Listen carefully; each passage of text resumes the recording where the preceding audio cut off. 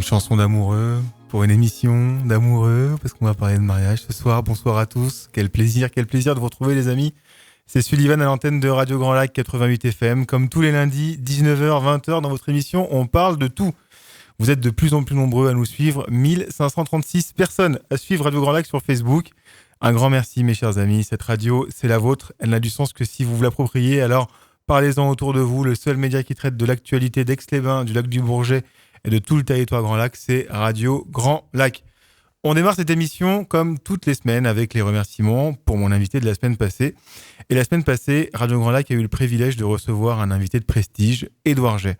Édouard Jay, d'Aix-les-Bains, qui a débuté sa carrière sur les ondes de Radio Aix-les-Bains, justement, qui a étudié au collège Garibaldi, au lycée Marlioz, et qui est aujourd'hui un des journalistes cadres d'RMC, et qui intervient tous les jours sur les émissions sportives de la radio. Spécialiste notamment de l'Olympique lyonnais et du monde du football, Édouard Jay nous a fait un masterclass sur le journalisme. Alors à nouveau, un immense merci à lui pour sa gentillesse, sa disponibilité et sa sympathie. Émission à réécouter d'ailleurs en podcast sur la chaîne YouTube de Radio Grand Lac ou sur notre page Facebook. Aujourd'hui, un tout autre sujet sur Radio Grand Lac, puisqu'à l'occasion du salon du mariage de Chambéry, la semaine prochaine, ce sera ce week-end-là qui arrive, à Savoie Expo, nous allons parler d'engagement amoureux. Nous allons parler sentiments et figurez-vous que pour m'accompagner jusqu'à 20h, je serai avec Cupidon, une architecte de mariage qui a organisé en Savoie plus de 500 mariages en 11 ans d'existence avec sa société Eden Time. C'est Aurélie Casetti, une référence dans son domaine de prédilection. Elle est wedding planner, organisatrice de mariage, mais pas que, et on va le découvrir. Juste après une toute petite pause musicale, on revient, on parle d'amour, d'engagement, heureux d'amour. Vous êtes sur Radio Grand Lac 88 FM et c'est Sullivan ce soir. La radio d'Aix-les-Bains, Radio Grand Lac. Ghostbusters sur Radio Grand Lac. Je suis avec Aurélie Casetti, qui est organisatrice de mariage. Bonsoir Aurélie. Bonsoir Sully. Alors, du coup, quel effet ça fait de te retrouver à la radio pour une première ? Eh ben écoute, bizarrement, je suis pas du tout stressée. Je suis contente de vivre cette expérience, surtout qu'en plus, on se connaît, donc c'est une découverte et une belle aventure, je pense, et je suis contente de la vivre avec toi. Est-ce que tu peux nous expliquer quel est ton métier, Aurélie ? Alors oui, je suis wedding planner, donc en français, organisatrice de mariage. Voilà. Alors comment on devient wedding planner ? Est-ce que tu peux nous raconter un peu ton parcours ?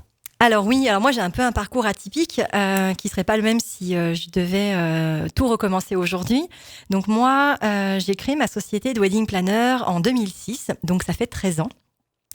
À la suite du coup d'un BTS marketing et d'une licence et d'un DESMA diplôme européen supérieur en marketing que j'ai passé donc du coup ici sur Chambéry et du coup j'ai créé, donc j'avais 22 ans concrètement, donc j'étais toute jeune et je passais donc ma licence et on a un oral à présenter en fait en fin d'année pour présenter ce qu'on fait en entreprise, en alternance ou en stage.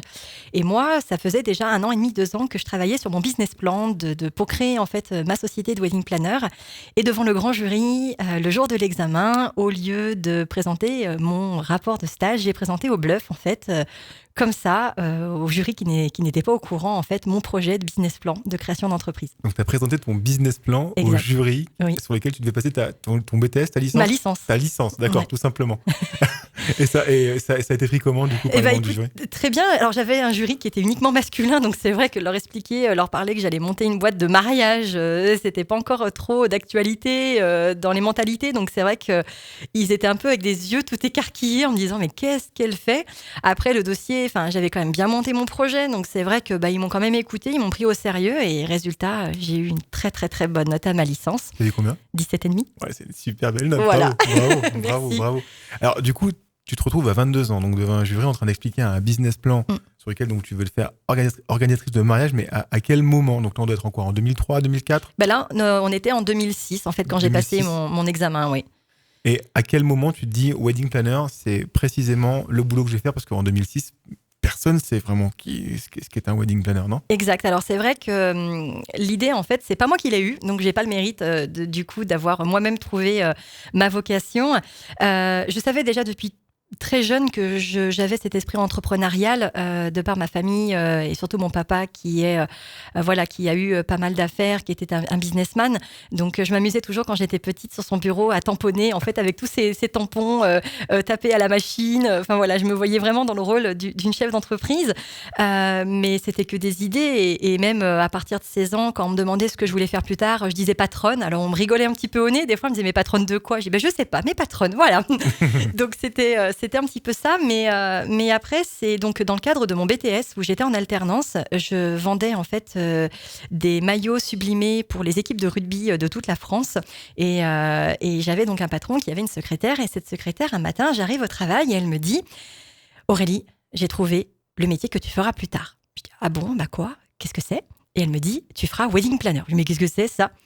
Et elle me dit, écoute, voilà, j'ai vu une émission là ce week-end et en fait, quand je l'ai vue, c'est toi Aurélie, il faut que tu fasses ça. T'as de l'idée, t'es énergique, t'es pétillante, t'arrêtes pas de courir à droite, à gauche, tu fais plein de trucs et tout ça pour les gens, t'as toujours des trucs, des idées qui te sortent par-dessus la tête. Et il faut que tu fasses ça.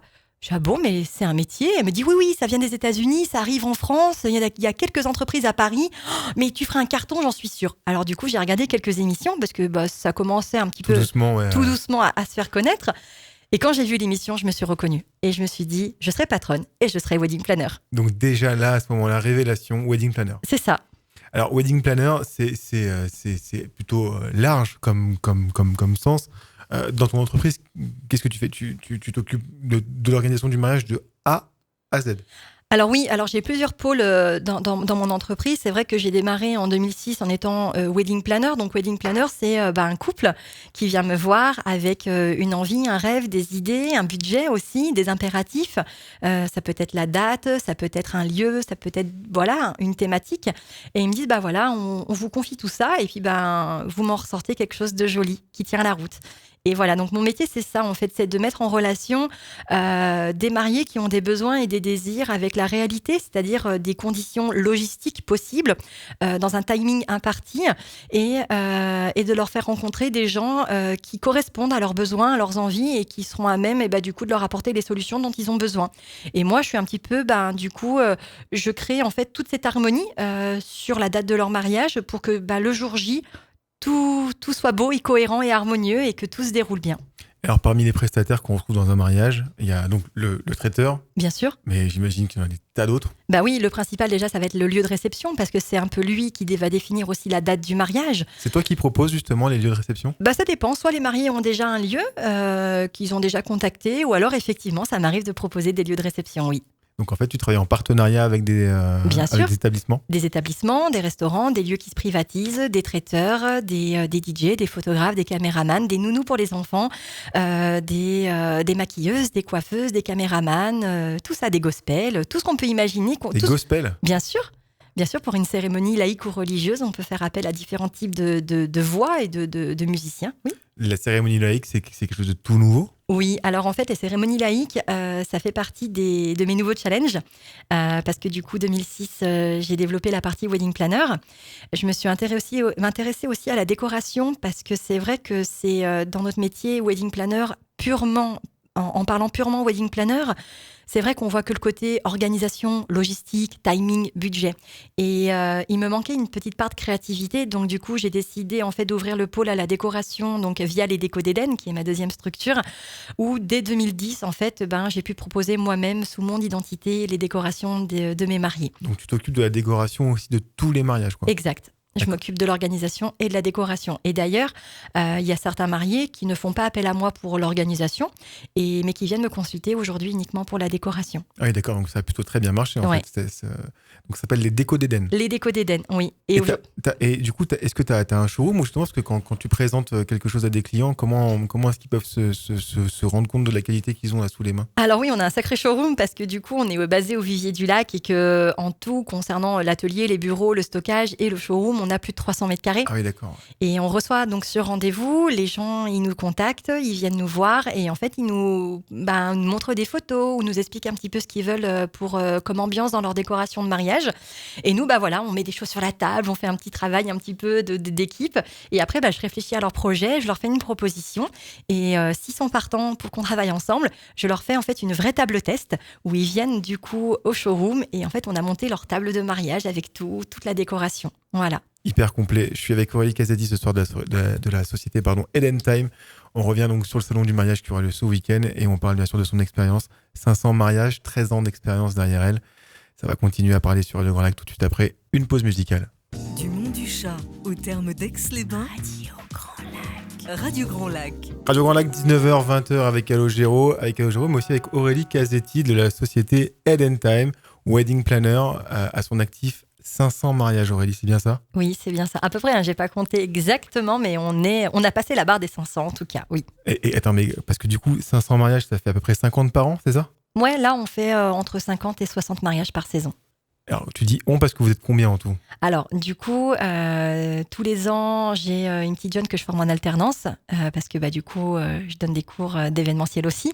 Ah oui, d'accord. Où ça? À Icoris. On pourrait y revenir après? Oui, il n'y a pas de problème. Super. Et donc après, il y a pas mal de jeunes que j'ai formés qui ont créé du coup leur société d'événementiel en logistique et qui m'aident. Et il y a notamment Aurélia, ça fait donc je l'ai eu en BTS il y a 3 ans. Et du coup, là, cette année, elle a fait toute la saison avec nous. J'ai beaucoup d'extras aussi dans l'événementiel. Et puis, j'ai aussi des consoeurs avec qui je m'entends très bien.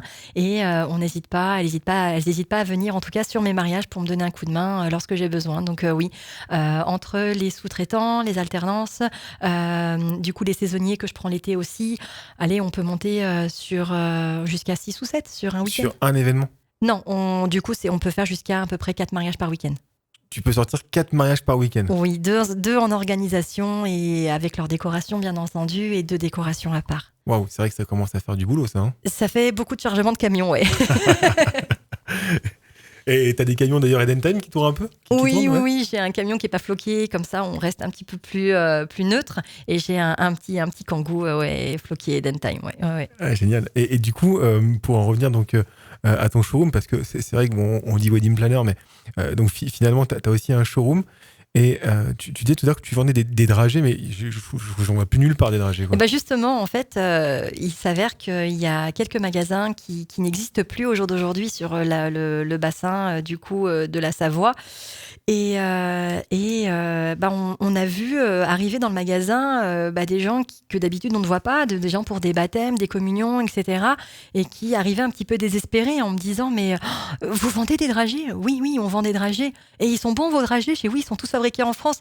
Ah mon Dieu, mais vous me sauvez la vie parce que du coup on n'en trouve plus nulle part. Et oui, donc du coup c'est aussi un peu un axe de développement de continuer à proposer de la dragée, qu'on trouve de la bonne dragée, on a du mal à en trouver, que les gens puissent venir s'approvisionner chez nous. Ouais. Tu nous expliquais tout à l'heure qu'il y avait quelque chose de nouveau qui était apparu et ce serait d'ailleurs un de tes chevals de bataille pour les prochaines années.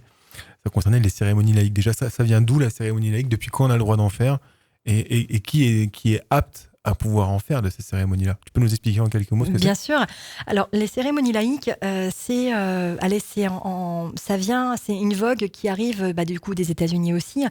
Et c'est dans l'idée quand un couple s'est peut-être déjà marié, donc quand il s'agit d'un remariage, ou alors quand des mariés ont des cultures différentes, ou tout simplement aussi pour les mariages homosexuels, ou quand les gens ne se retrouvent pas dans une religion ou une autre, ils décident d'organiser une cérémonie laïque. Ça peut être organisé par les mariés eux-mêmes, quelqu'un de la famille, un ami, parce qu'il faut un officiant qui va tenir le rôle du prêtre ou du pasteur, en tout cas, voilà la personne qui va prendre la parole. On dit un officiant. On dit un officiant ou un célébrant, on peut dire les deux. Donc, soit ils font appel à quelqu'un de la famille, quelqu'un de proche, ou alors ils vont choisir une officiante ou une célébrante, ou un célébrant d'ailleurs, ça peut être un homme ou une femme, de professionnel qui fait ça. Et l'idée, c'est que on va vraiment aborder une cérémonie qui va être liée sur l'engagement. Alors, on est d'accord, ça n'a aucune valeur juridique, ni religieuse, ni civile, parce que pour ça, il y a la mairie, pour un mariage civil.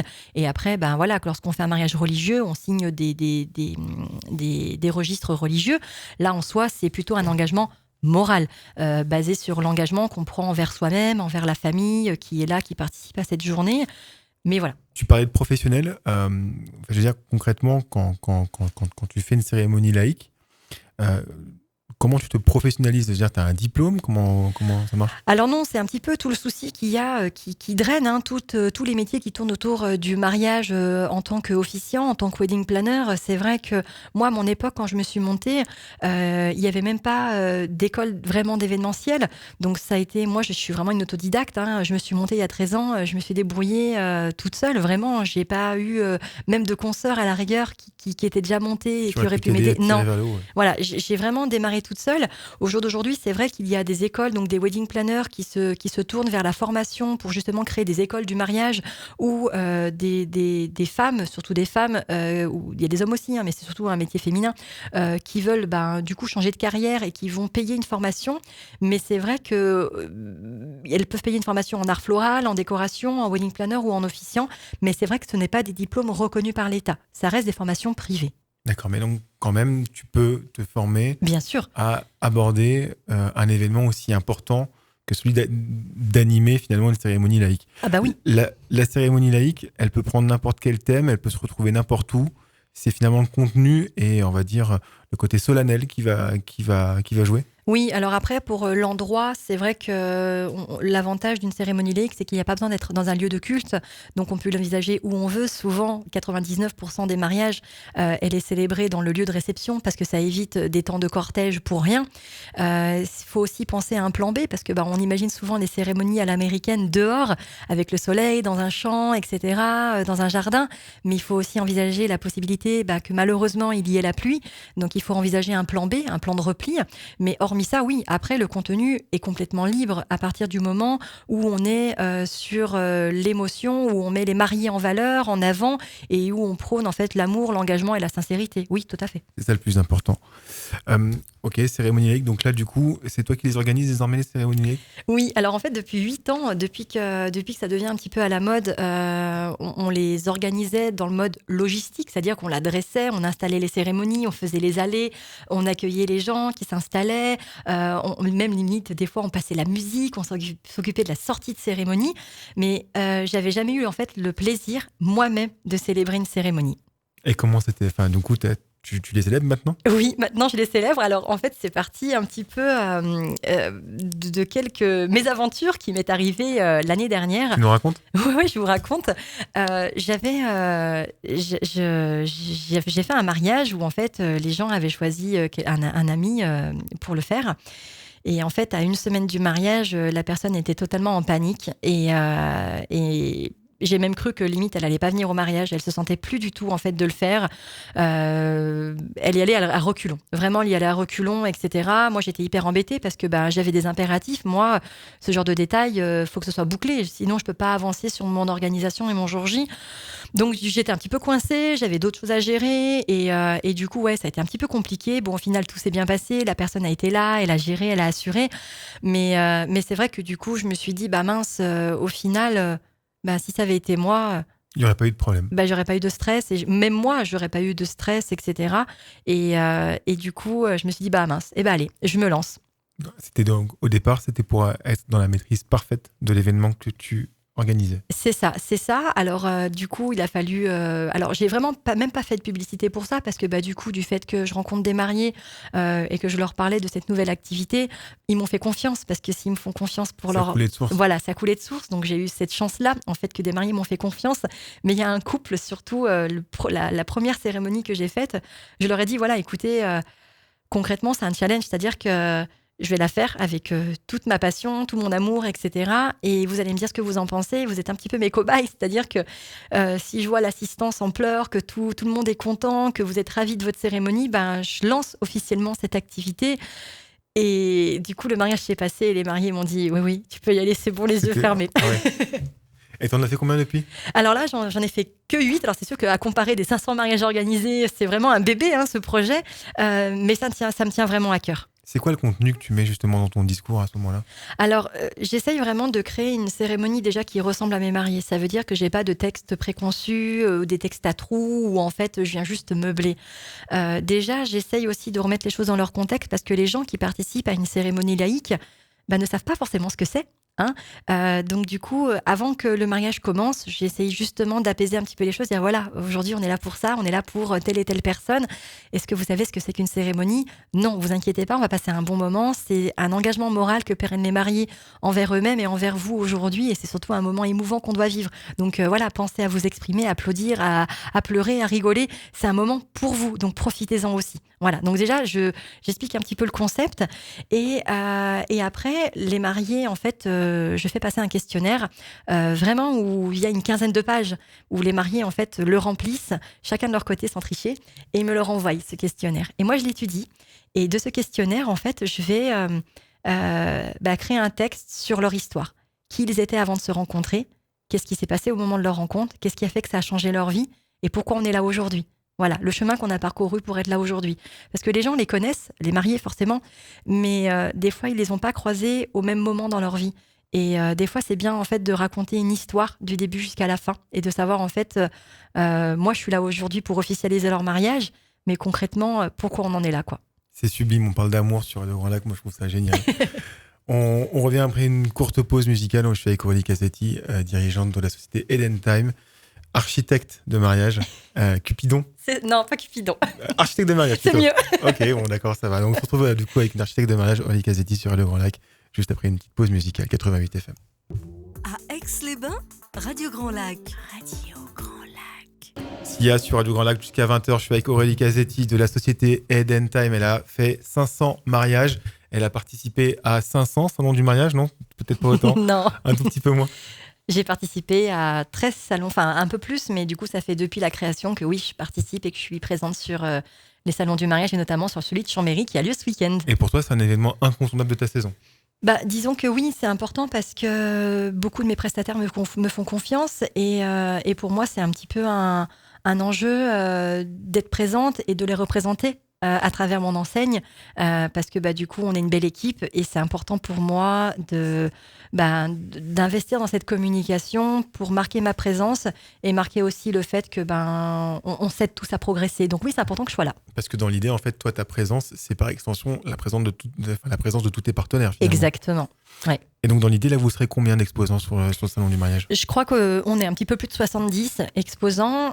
Donc, le salon, il a lieu donc ce samedi et ce dimanche. Donc, c'est le 9 et le 10 novembre. Et donc, du coup, il y a à peu près, je sais pas, ça dépend des années, mais entre 300 et 500 couples. Ah oui, quand même, ouais. Ouais. Ça traîne quand même du monde. Ouais. Oui, ça attire du monde qui viennent et qui, pendant ce salon, peuvent toute la journée rencontrer des professionnels du mariage dans plein de domaines différents. C'est-à-dire qu'il y aura des lieux de réception, des traiteurs, des bijoutiers, des coiffeurs. Il y aura des bijoutiers, des coiffeurs. Tout. Des créateurs de faire-part, des magiciens. Vraiment, c'est impressionnant. C'est-à-dire que souvent, quand on pense mariage, on pense... Traiteur, salle, DJ. Et voilà. Mais en soi, c'est la base. C'est-à-dire que sans salle, sans traiteur, sans DJ, t'as pas de soirée. Mais il y a plein de choses qui se drainent autour. Il y a carrément une société qui crée des petits nœuds papillons pour les costumes des hommes. Voilà. Et du coup, c'est un petit peu un melting pot de tout, de plein de métiers, d'artisans aussi, parce qu'il faut aussi se l'avouer, Aix-les-Bains, c'est quand même une ville qui est très artisanale et c'est une vraie mine d'or d'artisans. Beaucoup de talent, Aix-les-Bains. Beaucoup de talent et qui peuvent, lors d'un salon, montrer à des gens qui n'auraient peut-être pas poussé la porte de leur showroom ou de leur magasin, et montrer au grand public ce qu'ils sont capables de faire. Des vidéastes, des photographes aussi, ce sera à Savoie Expo ? Oui, c'est à Savoie Expo et c'est de 10h à 19h le samedi, de 10h à 18h le dimanche. Donc le parking est gratuit. En général, le samedi, il y a toujours une petite soirée pour ceux qui sont par là-bas ? Alors, il y a toujours une petite soirée, normalement, c'est pour les exposants qui peuvent boire un petit verre pour se retrouver entre eux. Mais surtout, ce qui est important, c'est que sur place, vous pouvez vraiment y rester toute la journée. Il y a un point restauration. Donc, si vraiment les mariés viennent dans l'idée de perfectionner et de rencontrer l'intégralité des agents mariage sur la Savoie, ils peuvent, pendant toute la journée, y aller tranquillement et rencontrer des gens sympas. C'est gratuit du coup l'entrée ? Alors non, l'entrée est payante. Je crois que c'est 6 € l'entrée, mais sur le site internet des salons du mariage de Chambéry, je crois qu'il y a des invitations qui sont téléchargeables. Et surtout, les mariés qui veulent y venir avec des invitations, c'est simple, ils ont qu'à regarder en fait la liste des exposants de Chambéry du coup sur le site du salon du mariage. Et demander une invitation. Exactement, parce que tous les exposants ont eu des invitations. D'ailleurs, moi j'en ai encore, donc si des gens en veulent, ils n'hésitent pas à passer au magasin hein, cette semaine, je leur en donnerai avec plaisir. Mais tous les exposants ont eu des invitations, donc ils peuvent donner aux gens qui souhaitent venir nous voir. 13e salon du mariage, donc à Chambéry, samedi, dimanche, 10h, 19h. Le parking est gratuit, ça aussi, il faut le préciser. Donc c'est facile. On te retrouve donc directement là-bas. On te retrouve aussi à Écoris. Oui, on me retrouve aussi à Écoris. J'ai fait mes études là-bas, donc du coup, j'ai passé mon BTS et ma licence là-bas à Écoris. Et quand s'est montée la structure, donc le licence marketing événementiel, et tout de suite Thierry Pellegrin, qui est le directeur d'Écoris, en fait, m'a appelé en me disant, écoute, il y a une place pour toi si tu veux. Donc j'étais ravie parce qu'un de mes premiers vœux avant d'être patronne, si toutefois je n'aurais pas pu créer tout de suite ma société, c'était d'être prof d'espagnol parce que j'adore l'Espagne, c'est un pays où ma famille du coup réside. Et donc pour moi, c'est une langue que j'adore et ça me rappelle un petit peu tout ce qui me manque ici, le soleil, la plage. Avec la langue, ça me le rappelle un petit peu ce côté chaleureux. Et du coup, oui, donc transmettre mon savoir, transmettre mon énergie, ma vocation, mes passions. Ça fait, je pense que ça fait partie du job lorsqu'on est ancré dans son métier. Je pense que c'est un devoir qu'on a de transmettre en fait sa passion et son savoir. Il y a quoi dans le contenu de tes cours ? Est-ce que tu parles uniquement de mariage ? Parce que j'imagine que tu dois parler d'événementiel à plus grande échelle. Ah oui, bien sûr. Alors non, alors je peux donner quelques anecdotes personnelles pour donner des exemples à mes étudiants parce que c'est toujours pratique pour eux de pouvoir imaginer le contexte et ce qui peut se passer. Donc mes anecdotes mariage, bien sûr, ils sont contents de les écouter. Mais non, le programme est vraiment sur l'événementiel. C'est-à-dire qu'on va aborder les métiers de l'événementiel, les types d'événements qu'on peut organiser. Ça va du séminaire à un salon qu'on organise d'ailleurs. Enfin voilà, donc ça parle de tous les métiers de l'événementiel, de tous les types d'événements qu'on peut organiser. Et après, on rentre dans le détail d'un événement, c'est-à-dire que du cahier des charges au rétro-planning, en passant par la coordination de son équipe le jour J, la communication avant, pendant et après événement, l'after-event, c'est-à-dire qu'un événement ne se termine pas à la fermeture d'un salon. Il y a tout ce qui se passe après, tout ce qui va permettre de faire perdurer l'événement dans l'esprit des gens. Ça fait partie de l'événementiel aussi. Donc, leur apprendre toutes ces notions-là, pour savoir si c'est vraiment une vocation qu'ils ont et un souhait, parce que c'est vrai que c'est quand même des métiers à la mode. Je reçois énormément de candidatures, moi aussi, pour intégrer le wedding planner, etc. Donc, ce sont des métiers qui sont tendance, mais on a tendance souvent à enjoliver les choses, à imaginer. C'est vrai qu'on a l'impression que tout le monde veut faire de l'événementiel sans vraiment savoir ce que ça veut dire, quoi. Exactement. Et puis souvent, ça fait un petit peu rêver. On pense à un métier de rêve où on gère ci, on gère ça. Mais au final, c'est un métier qui est très prenant. Et si on n'est pas 100% investi, si on n'est pas à 100% dans son projet, voilà, il ne faut pas compter ses heures, il faut être à fond. Et souvent, c'est aussi beaucoup de sacrifices, mine de rien. Donc, il faut vraiment être paré pour se lancer, avoir autant un côté logistique organisé qu'une partie créative aussi, parce que créer un événement sans idée originale, c'est pas un vrai événement. Donc voilà, il y a tous ces paramètres-là qui rentrent en ligne de compte lorsqu'on veut faire de l'événementiel. Et moi, j'essaye de donner à tous ces jeunes, du coup, cette réflexion pour savoir que derrière un événement, c'est pas que être sur l'événement, c'est tout ce qui se passe avant, mais aussi après. Sur Radio Grand Lac 88 FM, je suis avec Aurélie Cassetti. On va se retrouver tout de suite après un court morceau de Queen. Enfin, c'est pas leur plus court parce que c'est Bohemian Rhapsody. Mais on se retrouve juste après sur le Grand Lac 88 FM. Du Petit Port au Casino, Radio Grand Lac. Queen sur Radio Grand Lac 88 FM, radiograndlac.com. Je suis avec Aurélie Cassetti, la dirigeante de la société Eden Time en événementiel. On parlait d'événementiel, Aurélie, juste à présent. Et du coup, on parlait aussi donc du métier de wedding planner qui s'organise. Oui, alors c'est vrai qu'il y a une bonne dizaine d'années, c'était très, très compliqué. C'est-à-dire qu'il y avait n'importe qui peut devenir wedding planner. C'est vrai qu'il n'y a pas de diplôme officiel. Il y a maintenant des écoles qui proposent des formations, mais c'est à titre privé, donc c'est pas des diplômes d'État. Et c'est vrai qu'on a quand même souffert. C'est pas d'une mauvaise presse, mais c'est vrai que le fait que n'importe qui peut du jour au lendemain se dire je deviens wedding planner, ça peut aussi décrédibiliser, merci, c'est ça. Pardon, la profession et voilà. Donc on a un petit peu souffert de ça. Et maintenant, c'est vrai que c'est en train un petit peu de changer. C'est-à-dire que il y a de plus en plus de formations de wedding planner et notamment l'ASSOCEM, donc c'est l'Association nationale des wedding planners de France, qui propose depuis l'année dernière le premier diplôme d'État niveau licence pour les wedding planners. Donc c'est une grande étape, c'est-à-dire que là, on a passé le stade du... Reconnu par l'État. Reconnu par l'État, tout à fait, qui équivaut à un niveau licence, donc Bac+3. D'accord.